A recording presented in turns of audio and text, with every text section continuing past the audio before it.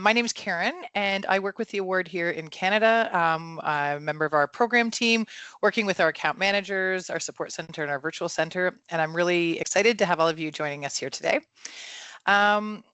We're really excited to kind of continue this week of celebration. So for any of you who are new to the award, just so you don't, or in case you don't know, the award is a global framework for non-formal education, and it helps young people who are between the ages of 14 and 24 to discover their potential through service, skill building, physical activity, and adventure. And our mission is really to help youth find their purpose, their passion, and their place in the world. And this week really is all about sharing how that comes to life across Canada. So in today's session, titled Mentorship and Action, Strengthening Youth Development, presented in partnership with Mentor Canada. In the workshop today, we're going to unpack the critical role that mentors play in fostering resilience, belonging, and future readiness, and share practical strategies for building inclusive, impactful mentoring relationships. Today, we're going to get an understanding of what quality mentorship looks like and explore tools to strengthen the skills and support networks for mentors. So whether you're already mentoring or you're simply just kind of curious on how you can make a difference, this session we believe is going to help you to leave inspired and equipped to make meaningful action. It's now my pleasure to introduce you all to Sydney Piggott, who is the Director of Strategic Partnerships and Initiatives at Mentor Canada. She's an award-winning social impact leader, researcher, and advocate for gender equity with over a decade of experience designing and scaling inclusive programs across sectors. Prior to joining Mentor Canada, Sydney led high-impact initiatives at Shopify, Elevate, and YMCA Canada. And in those roles, she focused on youth empowerment, economic inclusion, and community engagement. Sydney is a dedicated mentor and has supported emerging changemakers through programs such as Youth Policymakers Hub, Apathy is Boring's RISE program, and Girls with Impact's Career Accelerator. We're really excited to have you here today, Sydney, and I'm going to pass it over to you now. Thank you so much, Karen, and thank you for having me. I'm really excited to have this conversation today, so really looking forward to your questions. Please feel free, like Karen mentioned, to pop them in the chat. I'm going to just share my screen here, and you can give a thumbs up if you see when it comes up. Awesome. Okay, great. Also, just want to warn everyone, yesterday when I was doing a webinar, for some reason, my fire alarm went off. I hope it will not happen again today, but just so I will mute myself if that does happen, but just a quick warning. But yeah, really excited to be here. As Karen mentioned, we're talking about mentorship in action today. And I know there's a kind of mix of folks in the room, so you can really think of this as if you've never mentored or been mentored before, this is a way to set up strategies for doing mentorship, but also to hold your mentor accountable to what you would like if you're a mentee. If you have mentored or been a mentee before, this is going to kind of strengthen some of your practices, hopefully. And a lot of our work is grounded in research as well. So you might be interested to see some of the interesting research that supports the strategies we'll talk about. So Karen already gave me a really fulsome introduction, so I won't spend too much time on this, but like she mentioned, my name is Sydney and I use she, her pronouns. I'm really excited to be chatting with you today. I'm relatively new to Mentor Canada, but as Karen mentioned, I've been doing mentorship for a very long time in my community, but also have been really privileged to be mentored by some incredible women powerhouses as well. So I have the experience of being a mentee too. Before we get started, I just want to acknowledge that Mentor Canada works across Canada, works on lands that are traditional territories of First Nations, Métis Nations, and Inuit all across the country from coast to coast to coast. I'm joining you from Treaty 13 territory with the Mississaugas of the Credit First Nation, and I wanted to share this poem about Toronto so that you can learn a little bit more about where I'm joining you from. And if you'd like to pop in the chat as well where you're joining from, it'd be really great to see where people are joining us today. So I'm just going to mute myself so you can hear this incredible poem, and then we'll get started.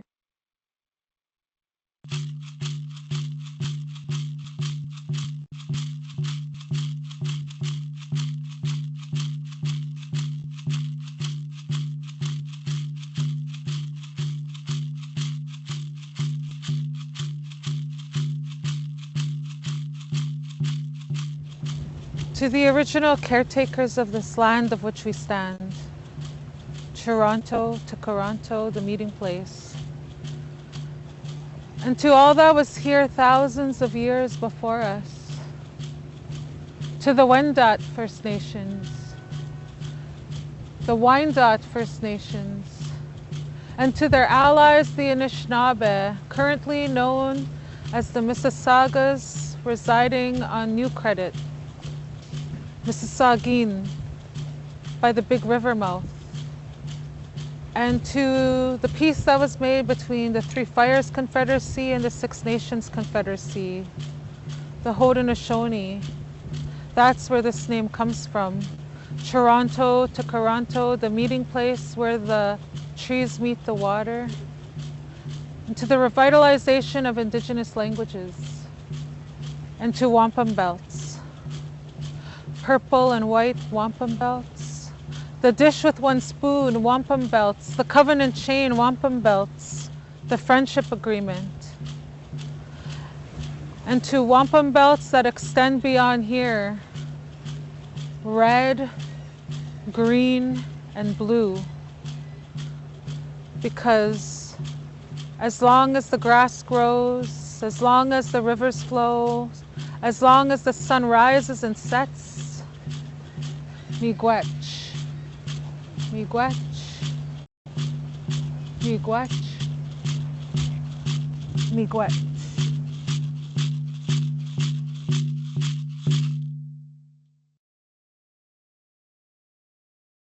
For those of you in Toronto, you might recognize Lena being on Toronto Island with the beautiful skyline view in the back. I think it's a really cool contrast between the kind of nature of Toronto Island and the city today. So hopefully that helped you learn a little bit about Toronto and where I'm joining you from. And I invite you to also learn about the land that you're on. It's really nice to hear about the languages, the places, and the history that's come before us.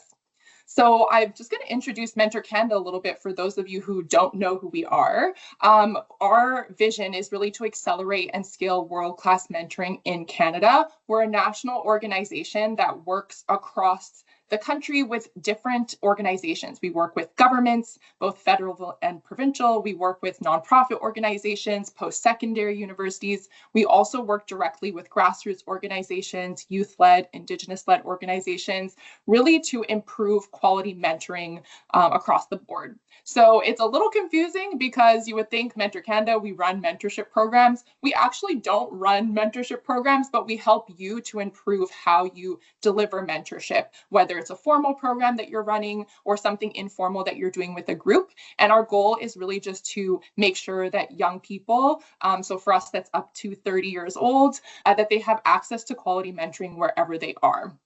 And today we're going to explore a little bit more of the strategies, but also why mentorship is important. It seems like if you're here already, you're probably bought in, but I'll also share a few stats that can help you in your toolbox if ever you have to convince anyone else about mentorship. All right, so I wanted to launch a first poll just to kind of get an idea of who is in the room today. I'd love to just know, are you currently a mentor? Are you a mentee? Are you both? Like I mentioned, I'm both. Or are you neither and wanting to learn more about how you can either become a mentor or a mentee? So I'll give you a second to pop that into the poll. Should have popped up, I think, for everybody here.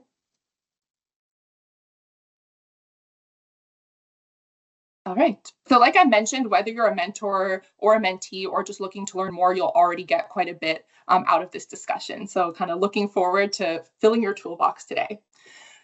As we get started, we're going to ask ourselves, what is mentoring? And it's really funny because we actually don't have one consistent definition for what mentoring is. There's quite a few different definitions that exist. So Mentoring Europe, which is kind of an organization that's really spearheading the definition of mentoring, focuses on both the personal and professional development between a mentor and a mentee. At Mentor Canada, a lot of our work is related to skills development. So it's when you're looking at somebody who is more experienced, that doesn't necessarily need to be an older person, but just somebody who has a lot of experience in a particular area, could be skills or career oriented, but also in personal areas of development. And they act as a role model to support somebody who is looking to build their knowledge, skills, experience. So we kind of don't focus as much on the intergenerational piece. Anyone is able to be a mentor. And then there's a really great definition from Jamis Omadeke, who wrote a book called Mentorship Unlocked. And her definition of mentorship, I think, is really beautiful. And I'll read it for you here. A fulfilling relationship between somebody with more experience and somebody with less, with the goal of helping both individuals become elevated versions of themselves. So that's kind of showing the reciprocal relationship of mentorship. Often people think a mentee is the only person who's getting something out of that relationship, but it's not one way. And we're really going to chat about how mentors gain a lot from mentoring. So let's dive a little bit deeper into what mentorship is. First of all, it's relational. So it's built on a foundation of trust, respect, empathy, and rapport. You're really creating a relationship with somebody. Often people think that needs to be over a long time, but it can actually be in short instances like this as well. But it definitely has to be built on trust and respect. Second is that it's strengths-based. So it really wants to celebrate the existing strengths of a mentee and help them to improve those strengths, expand on their interests, or understand what their talents and passions are. We really want to move away from that savior complex, which we'll talk a little bit more about later, but you're really kind of uplifting someone and making sure that you're deepening their connection to themselves and to their community. It's identity affirming. So this is something that's really important. We're actually going to talk a little bit deeper about this later, but mentors respect their mentees for who they are, and they practice something called cultural humility that we'll talk about a little bit later. But you really want to make them feel like they can bring their full authentic selves to their relationship and to the other spaces that they're in. So you're really affirming your mentee's identity. And finally, you want it to be focused on growth. So I heard that some of you may have attended a session on growth mindset earlier this week. That's super important to mentorship. You really want to focus on being goal-oriented and focusing on learning and growing in the areas that are relevant and meaningful to a mentee. And also a mentor might introduce some areas that mentee didn't know that they needed or wanted to grow on. So it's really about that two-way conversation. Before we get into some strategies, I wanted to talk a little bit about the impact of mentoring. This is based on research that Mentor Canada has done in Canada, so it's really relevant to young people here in your own community. This might resonate with some of the young folks in the room, but it's really to understand what the impact of mentoring can be if you're not already being mentored or mentoring, and also if you're already in a mentoring relationship, seeing if any of this resonates with you. If we look at the difference between mentored and unmentored youth, we see that across the board, mentored youth have higher outcomes when it comes to mental health, a sense of belonging, educational achievement, and to employment. So in some cases, it's a smaller difference, but across the board, you are more likely to have positive mental health, a strong sense of belonging in your community, completing high school and post-secondary education, or attaining employment if you are a young person being mentored. It has a particularly big impact when it comes to a sense of belonging. So people really experience a higher sense of belonging when they are mentored. And it also has a higher impact around going to post-secondary education. So if you are a young person who's mentored, you're much more likely to reach that tertiary education. But I want to dive a little bit deeper into the intersections of this. So we talked about inclusive mentoring, and we know that there is not an equal access to mentorship across the board. Underrepresented communities in Canada, especially young people, don't have the same access to mentorship.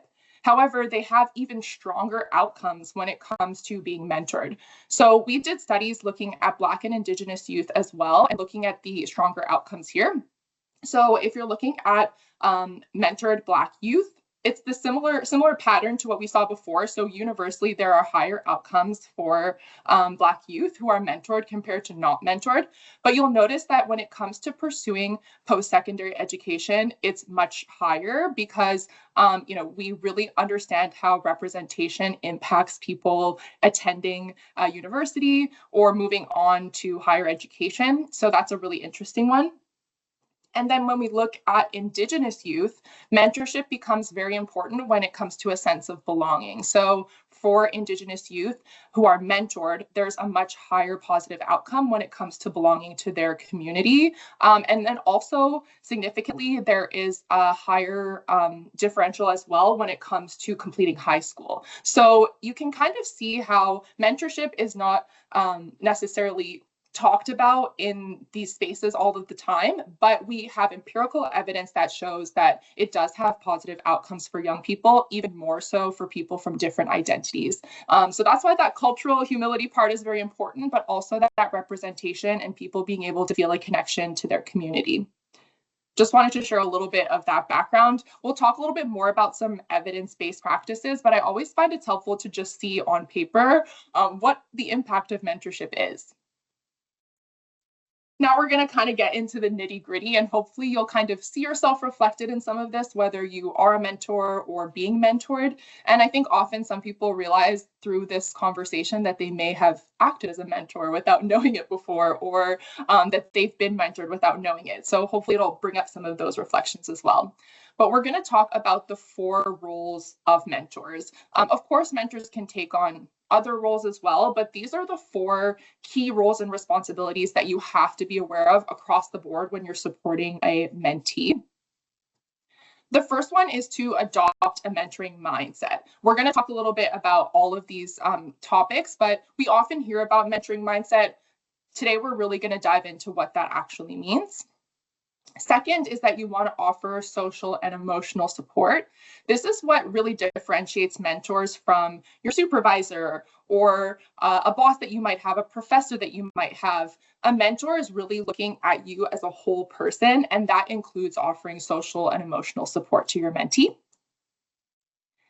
Third, you want to support knowledge and skill development. So we talked a little bit about this earlier when we asked what is mentoring, and really it's really focused on that growth. And so you need to be able to support knowledge and skill development. If you're a mentee, you also want to make sure that you're able to communicate with your mentor what it is that you want to grow and learn. And finally, you want to act as an advocate and as a sponsor. So this is where you're taking your mentorship into action, or I guess walking the talk, so to speak. So you're not just having those conversations in your mentee meetings or in the text that you're exchanging with your mentee, but you're actually going out into the world and advocating for your mentee. First, we're going to start with how to adopt a mentoring mindset.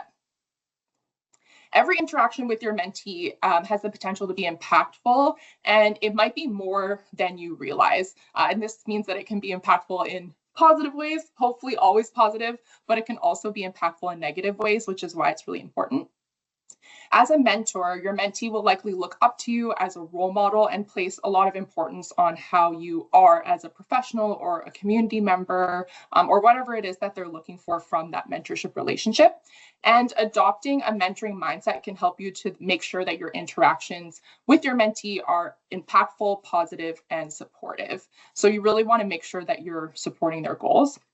And I think how we'd like to say this at Mentor Canada is that you're kind of adopting a new identity. So you're saying, I am a mentor. That's part of who I am and part of what I bring to this relationship. And you bring that intentionality and thoughtfulness to your interactions, not just with your mentee, but with people in general. You know, you're really building that identity as a mentor. And this is where that reciprocal piece between mentor and mentee is really important. So if there's ever any mentees in the room that are feeling like, oh, it feels like I'm not giving anything to my mentor, that's not true. You know, you're really building their identity and their sense of self as a mentee as well. So a mentoring mindset recognizes that everyday interactions that we have with others are opportunities to engage and connect with them, to understand them more deeply, and to support their goals, values, and needs. The mindset helps mentors approach everyday interaction as an opportunity to deepen their relationship, to teach a new skill, and share a helpful piece of advice. So like I mentioned, it's not just in those meetings that you have with your mentee, but it's also in your everyday interactions where you think about mentorship. And a mentoring mindset transforms interactions into mentoring moments. So as I said, again, it doesn't have to be a formal mentoring program that really brings that mentoring mindset. It's something that you could bring into your classroom. It's something that you can bring to your peer group, to your workplace. It's something that doesn't necessarily have to exist only in a mentor-mentee relationship. And how do you develop a mentoring mindset? At Mentor Canada, we found four kind of key elements to developing this mindset. One is to be intentional. The first step is, be aware of the impacts of your everyday interactions with your mentee. And the idea is to be mentor-like. So, you want to really think of what you would look like as a mentor and bring that to your interactions every day. It's identifying as a mentor, like I said before. The second part is to focus on growth. So every interaction is an opportunity to grow. Whether it's a challenging question that you get from your mentee or they feel like something bad has happened, you're looking at how can you learn from this, how can you grow from this, and how can you be supportive? If there's something really great that has happened, you also want to see, why was this so successful? How can we continue to grow your experience? The third part is to create connections. Pretty obvious what this one means, but you're really kind of intentionally building relationships with people. So you want to create those reciprocal relationships with your mentor and your mentee, but also with people who might be able to support your mentee or support you as a mentor. It kind of, you think about that, it takes a village type of expression that, you're not solely responsible for your mentee's growth. And as a mentor, you don't need to know everything, but creating connections can really help you to improve as a mentor and as a mentee. And then finally is to be authentic and accountable. I think this one is pretty obvious to a lot of people, but it's a little bit more difficult in practice than it is in theory. So you want to be able to establish trust and follow through with commitments. That's super important as a mentor, especially to a young person. Young people might be getting let down or rejected in a lot of different spaces of their life. And as a mentor, you really want to hold yourself accountable to following through to those commitments. And as a mentee, you also want to hold yourself accountable to giving your full energy to a mentoring relationship. So I know as a young person, there's a lot of demands, but if you are investing in mentorship, like we said, the returns are very strong. So make sure that you're communicating and that you're accountable. You want to be seen as somebody who your mentee can rely on. Next, we're going to talk about offering social and emotional support. Social and emotional support, just a quick definition, is feedback and guidance that supports a mentee's self-esteem, confidence, and sense of belonging in the mentoring relationship. So this is really when you're fostering that sense of belonging that we saw is really impactful for young people. A lot of the time, especially in transitional phases, so you're ending high school, what are you going to do next? Or you're starting your first job, what is that going to look like? It can be really challenging on confidence and self-esteem. So you're really trying to support positive behaviors that reinforce a strong sense of self-esteem and confidence.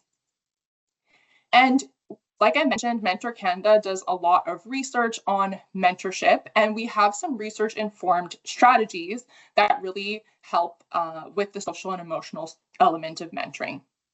First is practicing unconditional positive regard. So I know it sounds like kind of a complicated word or sentence, but I'll explain what that means. So unconditional positive regard is the concept of accepting and supporting a person without judgment, regardless of their behavior. So we talked about if something goes wrong or there's something negative that happens, how are we making sure that we're extracting the positive from that? This concept was actually developed in the field of psychology by Carl Rogers as a component of client-centered therapy. So it comes from the psychology world. And it's a really important part of fostering a safe and trusting environment for people to be able to grow without a fear of rejection.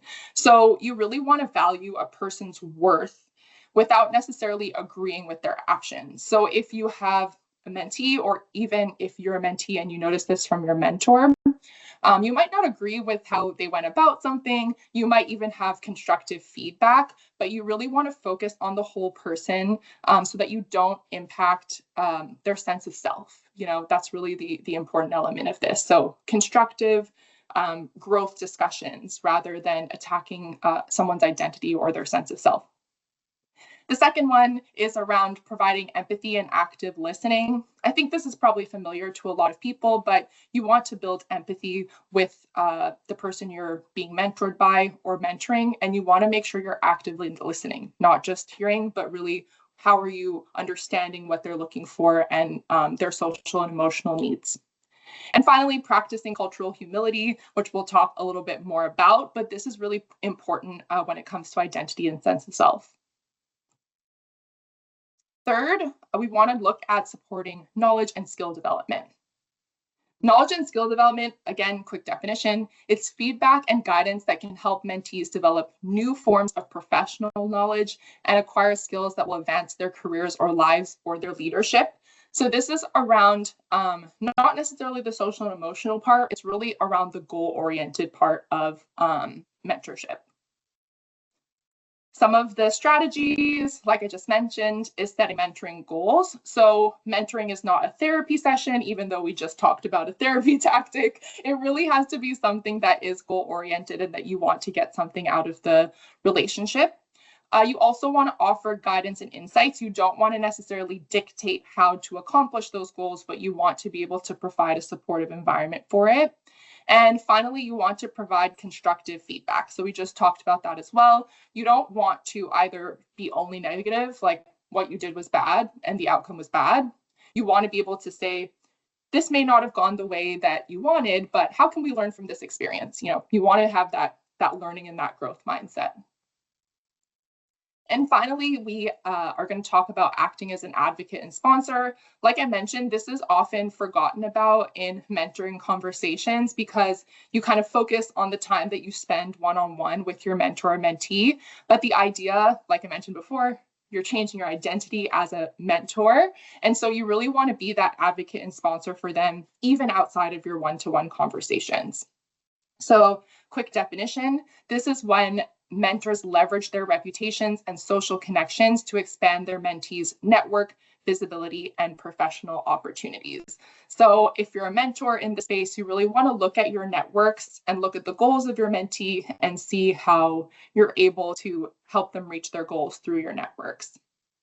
Some of the strategies related to this is facilitating introductions to decision makers. So if your mentee is looking to get involved in their community in a different way, but they need more connections to community organizations, for example, and you sit on the board of one, maybe you'll make an introduction for your mentee. If you're a mentee and you know that your mentor is working in a company that you would really love to work in, maybe you ask, how can I have a coffee chat with someone in the marketing team? So that's kind of how both a mentee and mentor can use some of these strategies.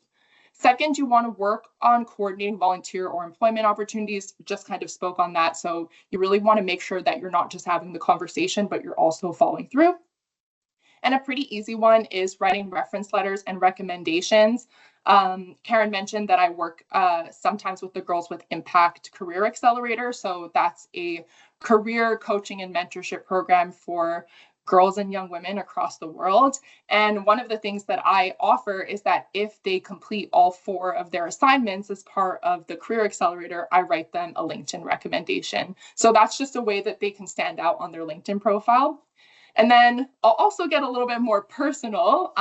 When I was first starting out my career about 10 or so years ago, my boss at the time had been invited to speak at a conference in Ottawa, and it was the Interparliamentary Union's Conference for Young Parliamentarians. It happens in a different country every 4 years, so pretty rare opportunity. And she was invited to speak, but she knew that I was interested in policy, and she also knew the focus was on young parliamentarians, so she gave up her seat so that I could attend and I could speak on the panel. So that's kind of showing how she was a sponsor for me. And that was way back. I was honestly terrified, but she really helped me with the skill element as well and making sure that I felt comfortable with public speaking. So those are just some examples of how I've learned from my mentors and how I pay it forward to the people that I mentor now. So now that we have talked a little bit about the roles and responsibilities, I just wanted to put another poll out there now that you've learned a little bit about what these different roles and responsibilities are. I was wondering which of these 4 roles and responsibilities come easily to you. So what are the things that you're like, oh, I'm totally already doing this and I don't need to continue to do that anymore? Would love to just hear and see kind of what that looks like for you. I'll give you a second to look at it before I pop up the next one. All right. It looks like the last two, knowledge and skill development and acting as an advocate, is looking a little stronger, acting as an advocate. Okay, this is a little bit of a different group than normal, because oftentimes that's actually one of the more challenging ones for folks, so really cool. And then I have a second question for you as well, is to see which of the roles will you need to pay more attention to. So now that you've learned a little bit more about roles and responsibilities, are there any things that you're like, oh, I actually think I could improve a little bit more on this? And you can select as many as you'd like. I'll just give you a minute. Mentoring mindset seems to be coming out on top right now. Social and emotional support. Amazing. All right. Okay, so it seems like mentoring mindset and social and emotional support are the ones that are a little bit more challenging to go through. And I think that totally makes sense, especially for the first one of mentoring mindset. That part about shifting your sense of identity is like, I am a mentor and that's part of who I am, is very challenging to do. So I think that that's totally normal. And hopefully the skills that you're learning today will really help to reinforce what that can look like. So we're going to talk about 3 strategies today that are kind of the most effective across the board, whether you're doing more career mentoring or you're supporting with leadership opportunities, community engagement, things like that. So hopefully you'll find these helpful. The first is to adopt a strengths-based approach. We talked a little bit about it, but we're going to dive a little bit deeper into the tactical things you can do. The second is to practice cultural humility, like I mentioned, very important. And we're going to talk specifically about the Canadian context. So I think it'll be helpful and hopefully resonate. And then also how to facilitate effective conversation. So really making sure that you're getting the most out of those conversations, whether you're a mentor or a mentee. First is adopting a strengths-based approach. So one of the most powerful ways to build trust with a mentee is by seeing, understanding, and celebrating their strengths. So you're not looking at what they're not doing well or their challenges in your conversations. You're really focusing on what are their strengths and how can we improve them? What are their gaps and how can I strengthen those? And your role as a mentor is to help mentees identify and leverage their existing strengths and to become better versions of themselves. As mentees, you really have to have a sense of vulnerability so that you're able to kind of share what are the things that you are doing really well and want to do better. And then finally, a strengths-based approach is also about holding high expectations for mentees. So you really want to see them as capable people and see their potential, viewing them as people who are able to set and achieve goals and not just folks who are in need of help. And at Mentor Canada, we have had some sessions with Dr. Yeager, who is somebody who has come up with this model around motivating young people. And we're going to focus on the mentor mindset. So we're really going to look at the quadrant that's high standards and high support, but I'll also just explain what the other ones are. So this kind of graph is to show the level of support that you're giving as a mentor versus the standards that you have for a mentee. And in the corner, we have an enforcer mindset. So this is where you have really high standards. So you really see the potential, but you're not providing a lot of support to your mentee in order for them to achieve their goals. So you're kind of very hard on them because you feel like they're able to accomplish something, but you're not helping them get there. The apathetic mindset, I think this one's pretty obvious, but you don't really think your mentee is very good at anything and you're not providing them with support. You're probably not even a mentor in the first place, let's be honest, if you're thinking that way about young folks.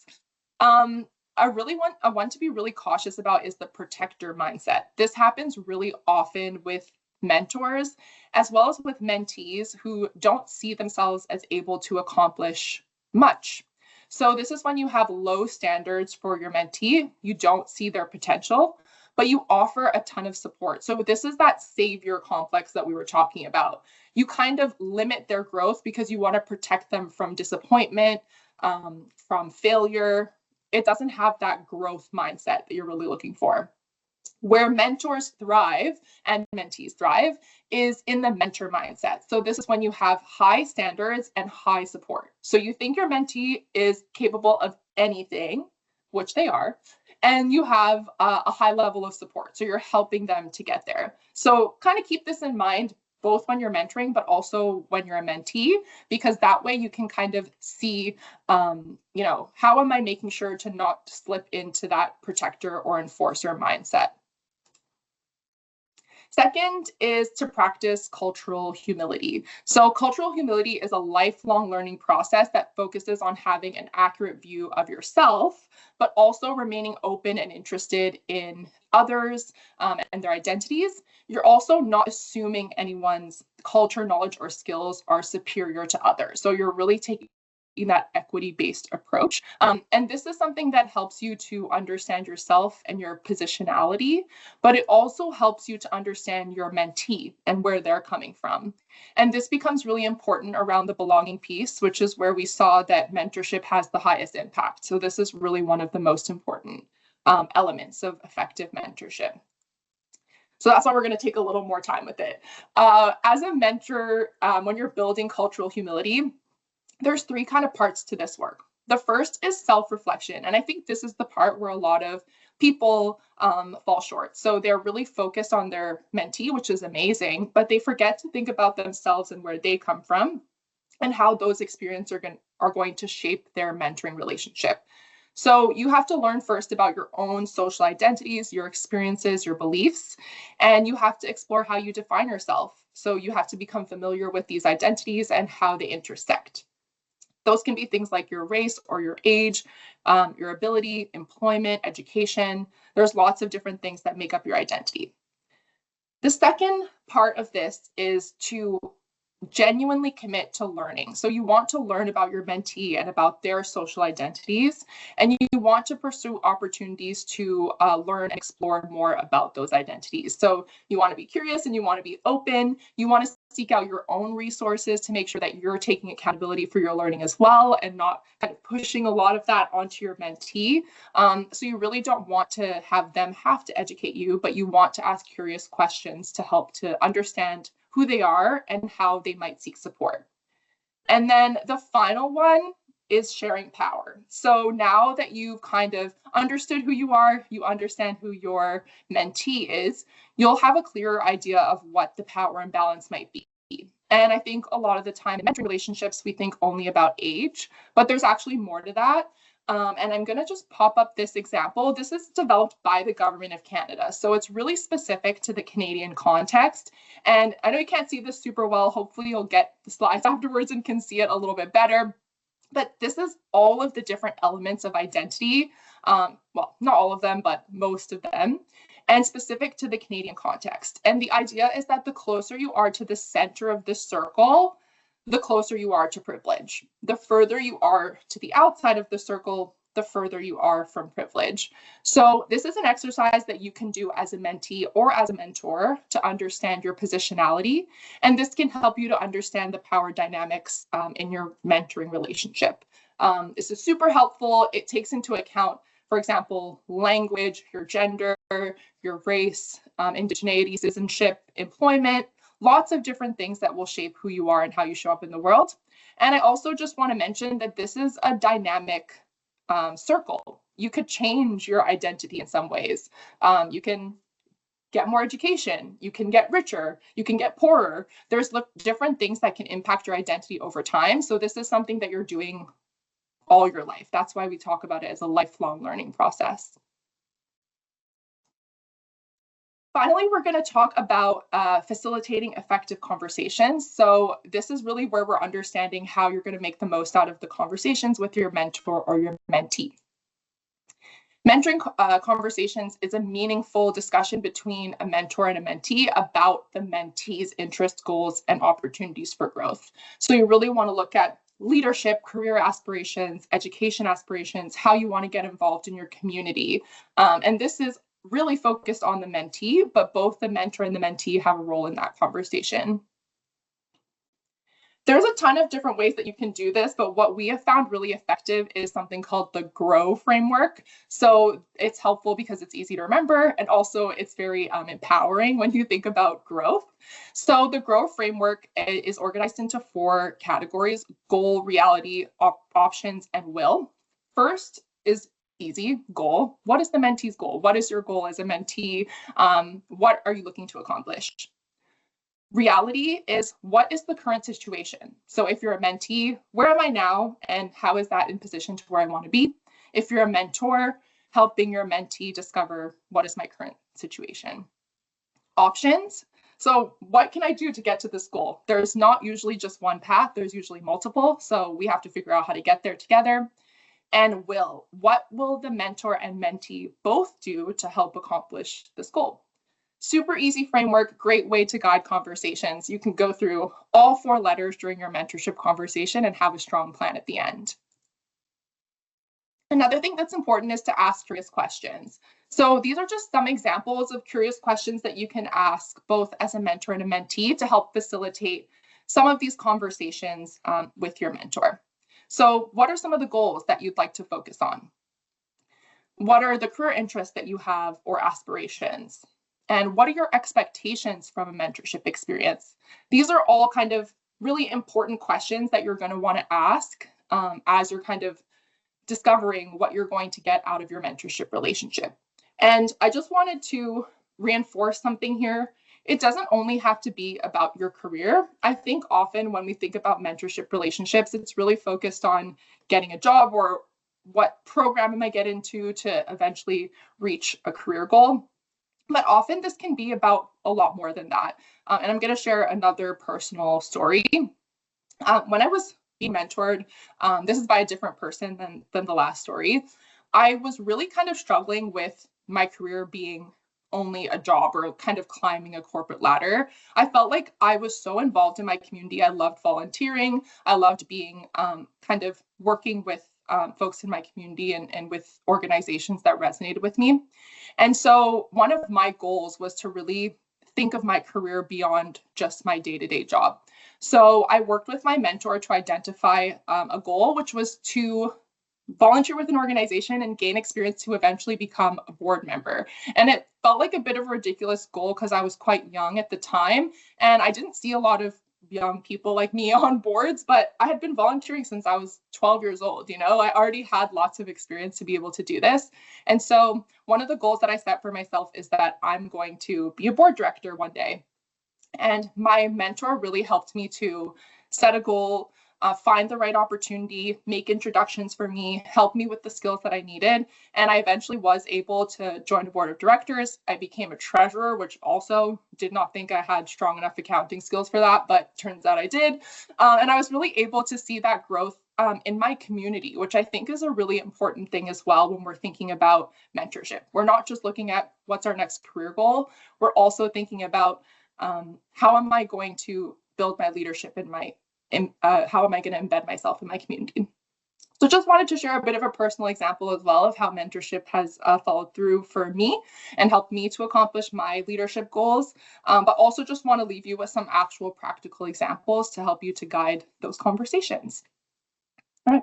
So I did want to leave enough time for folks to ask questions because I know that there's a lot of these strategies that you might want to dive a little bit deeper into. So those were just kind of the initial strategies, a little bit about mentorship, a little bit about the role of mentors. But I would love to pass it over to you to see if you have any questions about anything that we talked about today, or if you want me to go back to any of the slides so you can dive a little bit deeper.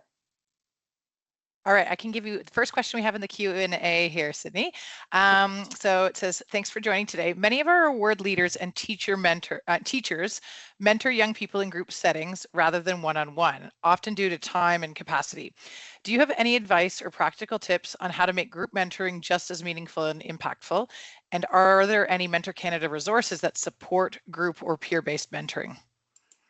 Yes, this is a fantastic question. I'm really glad that you brought this up because I think that group mentoring is something that happens a lot more often, exactly like you said, because of time constraints, but also because it creates a bit of a circle of accountability that's more helpful sometimes than a one-on-one relationship. So for example, if you're just one-on-one with someone, you might be like, oh, I don't feel like going to my mentoring meeting today. But if you know that there's going to be 5 other people there, you might want to hold each other accountable more. So I think I really love the group mentorship model. There's 2 things that I would recommend, and then I'll definitely share more resources. I'll send them to the team so that you can pass them on as well. But 2 things that I would recommend. First, and this is something that Mentor Canada has a template for, is creating a mentorship agreement with your group. So this is a way for you to kind of understand what are your expectations together and hold yourselves accountable. And this is really important in a group setting because you really have to build trust with a lot more people. And sometimes having this written down or co-creating what that trust is going to look like together, it really helps you to hold each other accountable, but also reach everyone's goals rather than kind of one person maybe getting more attention or the more shy person who is not able to get what they need out of the relationship. So one piece of advice that I would have is to create that mentor and mentee agreement and kind of co-create that as a group so that you understand what your goals are. And I can definitely send you a template for how to do that. And the second recommendation is that you also encourage peer mentoring. So if you're one teacher who's working with a larger group of young folks, bringing in some peer mentoring to that space is also really valuable. It's also time saver, but it helps young people to also take away from that mentoring conversation and support one another. So definitely kind of encouraging peer mentorship. Like I mentioned, it doesn't have to only be intergenerational. It can help to make sure that people are getting the support that they need. And you can facilitate that by noticing like, oh, these two young people in this group, they have similar interests, so maybe they can support each other. Or if you're recommending an opportunity, sending more than one person from the group together so that they can support and reinforce their goals as well. Awesome. Thanks so much, Sydney. Next question we have here. So it says, this has been an inspiring event. Thank you so much. My question is, how can a mentor balance offering guidance and allowing a mentee the space to, the space to make their own discoveries and mistakes? That's a really good question as well. And you're actually bringing it back to, and I'm going to put it back up here, is what we talked about around the kind of mentoring identities. So really, really good question. I'm just going to pop this back up so that you can see it. So you are talking a little bit about the kind of protector mindset, or in a place where maybe you're kind of not feeling like the actual mentee, so not you as a mentor, but the mentee is kind of looking at themselves in this low standard zone. So they're thinking of themselves maybe in a way that's more negative, or kind of not being able to raise some of the challenges that they have. So two things that you can do. One is when you're creating that mentorship environment, or you're having that first conversation, is being really clear on kind of building those expectations. Please know that this is not going to be an environment where you'll be judged. I want to be able to help you through challenging times. Like, can you share when you're doing not so well as when you're doing really well? So that's something that you can kind of set from the beginning. The second part is if you're noticing that every meeting maybe feels a little surface level and you're really only focusing on the positive things, you can model that behavior as a mentor. So being vulnerable and sharing a place where you have failed, or a place where you have kind of not met your own expectations. And so modeling that behavior for a mentee can be really helpful to help them feel more comfortable sharing those things. I think oftentimes mentors really feel like they have to be this like perfect example of success all of the time, but that's actually not effective for a young person. It really makes them feel like, oh, I'm not able to fail, or I can't have space for failure. So modeling that behavior is super important. Those are kind of the two things that I would most recommend. Awesome. Thank you. Are there any other last minute questions before we do wrap up? So I do want to just say, I actually thought this was absolutely fantastic, Sydney. There was just so much that is relevant to our award leaders who currently deliver the award. But I also did laugh a little bit because, you know, I actually also feel that our framework is such a great tool for, you know, people who are looking to mentor young people to help support them. The award framework actually fits really, really nicely in just providing that structure to award centers, you know, where there's the purposeful goal setting by the participant with the support of the mentor to do that. The participants reflecting on their activities along the way, and their award leaders being able to comment, give them high fives, you know, all that whole plan, do, review cycle, right? So we've got a really great framework if you have other organizations that are looking to support young people through mentorship, but that was just an in there. Yeah, definitely. And that's what I was noticing as well. It's like leadership and mentorship really goes hand in hand. So a lot of the skills that you're developing with your award leaders, as well as the people supporting them, it's already mentorship. Even if you may not be calling it that, that's definitely what's there. And you saw how much mentorship has a positive impact, and you can see that from your community of award leaders as well. So it's really incredible. And just before I pass it back to you, I just wanted to plug our website as well here in our social media in case there were any. We have tons of free resources, including self-paced courses and an introduction to being a mentor that you can do online completely free. But I also took note of some of the things that you mentioned as well, and I can share those resources for the folks who are here, or even folks who weren't able to make it, in case it's helpful.